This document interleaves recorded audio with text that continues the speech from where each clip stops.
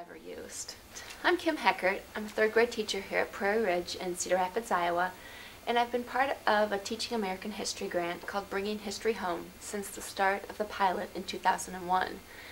That pilot was done in Washington, Iowa, where I worked with both second and third graders, and during that time had some professional development and learning about how to teach historical teaching strategies to students. There are 5 main historical teaching strategies. One would be just basic content knowledge and teaching those through mainly read-alouds, fiction and nonfiction. There's also photo analysis and document analysis, where kids actually look at real historical photos and documents and then analyze those and use them then to help with that content knowledge and the background knowledge for the unit that they're working on. They do timelining, and in that timelining feature, it's not just about what they're learning about at that time and putting up some dates.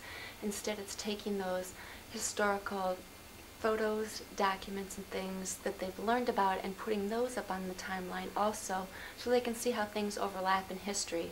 And giving that visual representation then also helps them be able to place other things on the timeline as we learn throughout our school year. It's interesting too because kids then start wanting to put their own things onto the timeline that they find in books or in reading or in math or in science or wherever it might be. So then it tends to then pull those cross-curricular things together for more understanding throughout our school day. We also use mapping, and mapping in a little bit different sense of not just cardinal directions, but instead content knowledge. So for instance, that might be in the slavery and segregation unit that we do. We actually map out the northern states and the southern states, the Mason-Dixon line, and what happened in our country because of the way the things in history happened with the Civil War, how that affected the states, cause and effect type relationships. We leave that map up in our classroom actually for the entire school year and keep building upon that. So then we're doing the industrialization unit now, and so onto that map then we're putting the Transcontinental Railroad. We also have 3 major cities that we're focusing on throughout the industrialization unit, one being Lowell, Massachusetts, where we look at the textile industries there and how that affected that time period with the factories and the workers during then.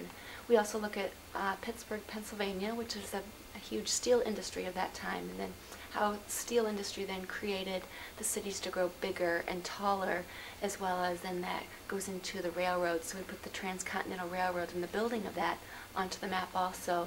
And the kids then, the final one is Chicago, which is the meatpacking industry, and how then the railroad then ties into that meatpacking industry, as well as the different types of industry that was able to move things from different places in the United States during that time because of the railroad, because of refrigerated railroad cars, and then going to refrigerated trucks, and just how then that changed and grew the cities from that point on.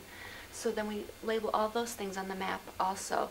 We also put photos and documents on the map too, if it makes sense to go in there. For example, when we did our slavery and segregation unit, we put cotton fields and sugar cane fields and that on there so they could see exactly where the slaves were having to work within those fields and where that came about too.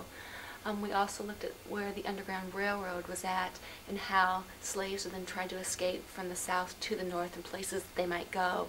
And we even put Canada on there because they had the fugitive slave law that then allowed, masters not to be able to go to Canada to make them come back to the United States, whereas if they were found in the United States, they could be taken back into slavery.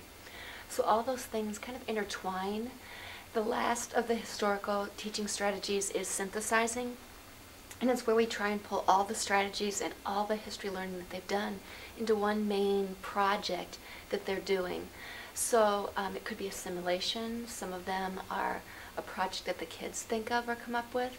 Some of them are a story, like tell me the story of that time, which is what we're doing in our industrialization unit. So each few lessons that we do, then we break that down into a chapter, and they're actually making a chapter, a nonfiction chapter book, where then they also tie in their reading comprehension strategies of text features and put in a table of contents, a glossary, bold print words, there's a timeline in it, and they also then illustrate that story of how they've written it there.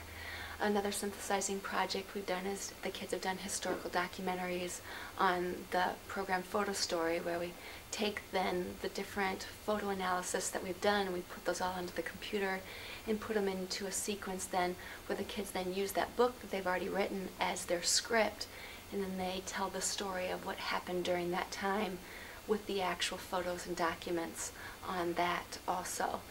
So those are the 5 teaching strategies that you learn how to do through bringing history home. I have found that they have been an amazing tool for kids to learn history, but also to connect to all the other subjects of reading and writing, math, science. Everything fits together then, and I find that they are so excited about learning that they are going to the library and they're finding other books about what they're doing, and oh, I have a text-to-text connection and I have to show you this, and look at this book, and have you read this book? And actually I have found more good books to add to the unit just by what my students have actually said, read this one next, or can we read this part to the class? So that's really helped. Then we added a piece this year. Each year I try and just go a little bit further with what I've learned since 2001 and say, okay, how can I make this be a little bit better? And that's just a strategy that all teachers do, is trying, once you've tried something, how could this be better the next year? So I went to a conference in Houston at the beginning of the school year, and a lady from the Library of Congress shared with me a thing called Books as Hooks. And so what she did was she took primary sources and showed the kids the primary sources before she read a book to them to get them interested and hooked on it. So I thought that was an interesting concept. So when I came back to my classroom, I decided I was going to try it, but we were working on reading comprehension strategy of inferring at that time, and so I decided to add that piece to it too. So I pulled different primary sources, both documents, photos, and a few artifacts too, and pulled those together, and the kids analyze those, and they have different pieces of paper that they do that on. It's mainly looking at who, what, when, where, why something's happening in a photo or in a document or in an artifact. So just thinking of those questioning strategies there, then I pull that into a document analysis, a photo analysis, an artifact analysis, so that each kid gets to see each of the documents, each of the artifacts, and then from there then they predicted as a small group what they thought that photo was going to have to do with, because I didn't tell them what book we were going to be reading or anything about it. I wanted to see what their background knowledge was on it first. So they made some predictions, and after then we predicted, then when I'm reading the story then I stop at different places and I let the kids make connections or infer what those artifacts have to do with the story or the time period that we're talking about. I think it's the best way that I've ever taught inferring, because they completely understand, and it's very easy assessment for me to see who can make the connections and what their inferences are just by what they're saying. I've also found that kids that maybe had a difficult time doing it, once they've heard another student made a connection, they're like, oh, I've got something else I could add to that, or I could add on to that. And so just being able to talk those things out, it's made other kids who are more quiet and reserved be able to then share during that time too. So it's been a very successful project. This is my 19th year of teaching, and bringing history home has been the ultimate in my teaching experience, to be honest with you. It has caused kids to be able to learn more in my classroom than any other thing that I've ever taught or any other curriculum that I've ever used.